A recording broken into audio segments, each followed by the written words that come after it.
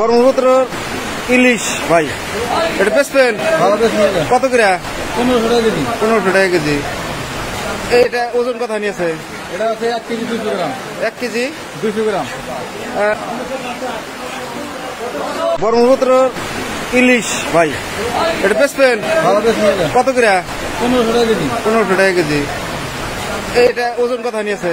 এটা আছে 1 কেজি 200 গ্রাম। 1 কেজি 200 গ্রাম।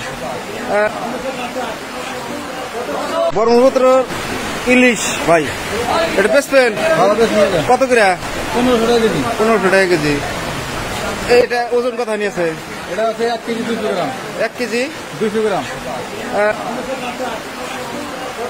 ব্রহ্মপুত্র ইলিশ ভাই, এটা বেচবেন কত করে?